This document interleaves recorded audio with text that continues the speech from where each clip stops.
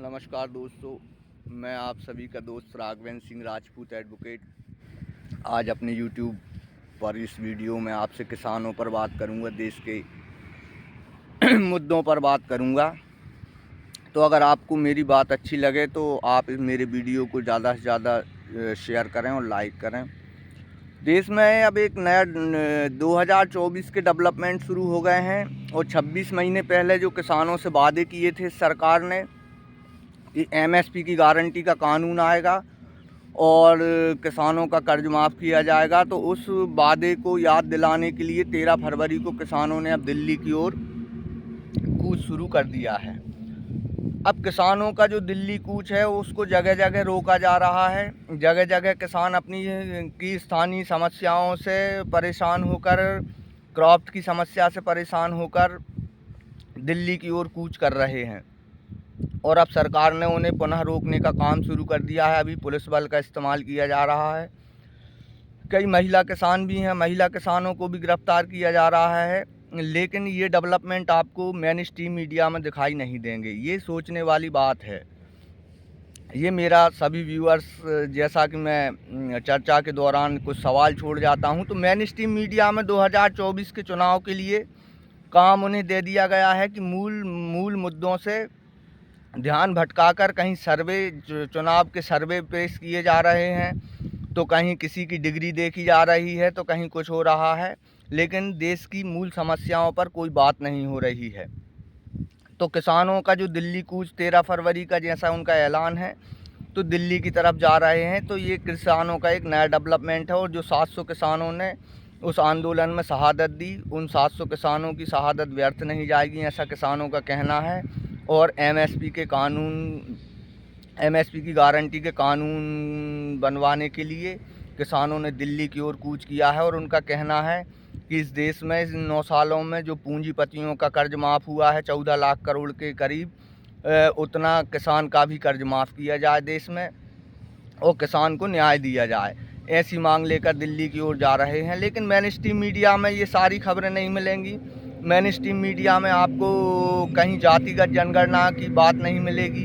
Main stream media में आपको कभी बेरोजगारी की कोई चर्चा नहीं मिलेगी। मेन स्ट्रीम मीडिया में आपको बेरोजगारी पर किसी भी प्रकार का कोई कार्यक्रम होते हुए नहीं देखेंगे। तो मेन स्ट्रीम मीडिया जो है वो मतलब वो अपना काम कर रहा है। जैसा मैं मानता हूँ कि लोग गोदी मीडिया कहते हैं, लेकिन गोदी मीडिया मैं नहीं कहता, मैं उसको गोदी मंत्रालय कहूँगा।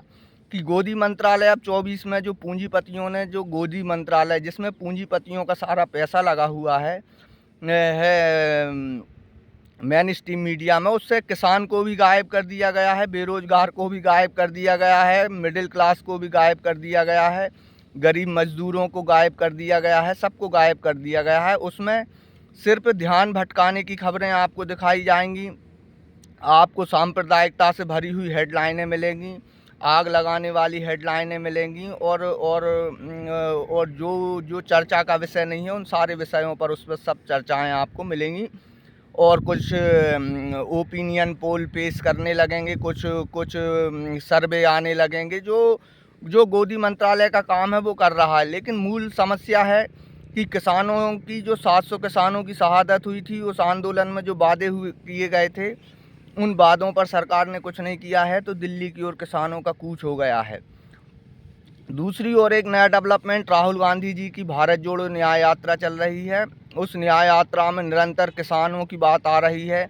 जब झारखंड में राहुल गांधी जी बोल रहे थे तो वो किसानों के से कह रहे थे कि हम आपकी ज़मीन जो आपने इस देश के विकास के लिए दी है, उस सरकारी कंपनी को हम प्राइवेटाइज उसको नहीं होने देंगे। राहुल गांधी लगातार किसानों की बात कर रहे हैं, पिछड़ों की बात कर रहे हैं, मजदूरों की बात कर रहे हैं, बेरोजगारों से की बात कर रहे हैं, विद्यार्थियों की बात कर रहे हैं, स्वास्थ्य की बात कर रहे हैं, शिक्षा की बात कर रहे हैं। वहीं दूसरी ओर सरकार इन सारे विषयों से इतर अपने बजट को पेश करने में लगी हुई है और संसद में लगातार जिस तरीके से देश की जनता को गुमराह करने के लिए जो स्पीच दी जाती हैं, उस तरीके की स्पीचें हो रही हैं। उन पर डिबेटें मेन स्ट्रीम मीडिया में जो गोदी मंत्रालय है वो कर रहा है। लेकिन किसानों की, मजदूरों की या बेरोजगारों की समस्या पर गोदी मीडिया में कोई काम नहीं हो रहा है। तो जो किसान दिल्ली की ओर जा रहे हैं तो उनकी मांग बिल्कुल सही है कि जब 14 लाख करोड़ का कर्ज अगर देश के पूंजीपतियों का माफ़ किया जा सकता है, तो किसानों का 10.5 लाख करोड़ का पूरा कर्ज जो होता है वो माफ़ क्यों नहीं किया जा सकता। इसके लिए सरकार के पास पैसा नहीं है। सरकार का जवाब आता है तो फिर पूंजीपतियों का जो कर्ज था, जो एनपीए था, उसको बट्टे खाते में क्यों डाला गया, या सरकार इसका जवाब दे। और जो पेट्रोलियम पर टैक्स वसूला जा रहा है वो पैसा कहाँ जा रहा है, कोयला कहाँ जा रहा है, बिजली महंगी हो रही है, महंगाई से जनता त्रस्त है। तो इन सारे सवालों से सरकार बचती हुई संसद में क्रियान्वयन जो अपनी जो उनकी एक परंपरा है कि मेन स्ट्रीम मीडिया में उसको परोसना और संसद में कहना। जैसे कल प्रधानमंत्री जी को मैंने पहली बार किसी प्रधानमंत्री को इस विषय पर सुना है कि वो अपनी कास्ट के बारे में कोई बात करें, और उनके ने जैसे ही उनके कास्ट के बारे में बात की तो सोशल मीडिया पर बहुत सारे सच्चाइयाँ गुजरात से निकल के आईं। गुजरात कांग्रेस ने भी एक प्रेस कॉन्फ्रेंस करके वहाँ पर बताया कि ओबीसी क्या है और सुपर जनरल कास्ट क्या है। तो वो एक नया मुद्दा एक क्रिएट करने के लिए संसद में ऐसा किया गया। मैं ऐसा मानता हूँ कि प्रधानमंत्री जी द्वारा कोई भी बात अगर कही जाती है तो वो बहुत सोच समझ के कही जाती। तो उन्होंने शायद उनकी जाति बताने का जो संसद में जो काम किया है वो इसीलिए किया है ताकि लोग इस जाति बताने में लग जाएं, इसी पर बहस होने लगे, उनकी जाति पर बहस होने लगे। लेकिन ये देश है, ये हिंदुस्तान है। प्रधानमंत्री किसी भी जाति के हों, किसी भी वर्ग के हों, और कुछ वो हिंदुस्तानी हैं और हिंदुस्तानियों के बारे में सोचें। उनकी उससे जनता को कोई लेना देना नहीं है। वो देश के प्रधानमंत्री हैं तो देश की मूल समस्याओं पर संसद में बात होना चाहिए। लेकिन उन्होंने अपना काम किया कि उन्होंने अपनी जाति को डिक्लेयर करके एक मेन स्ट्रीम मीडिया जो गोदी मंत्रालय है उसको एक काम दिया कि आप इस पर बहस कीजिए, आप किसानों पर बहस मत कीजिए, आप किसानों को मत दिखाइए जो दिल्ली की ओर आ रहे हैं 13 फरवरी को, और चुनाव सामने खड़ा है और किसान दिल्ली की ओर आ रहे हैं एक नई समस्या सरकार के लिए, उसके बारे में आप ना बताएं और फिर पुलिस तंत्र द्वारा उसका शोषण, उस आंदोलन का शोषण किया जाए।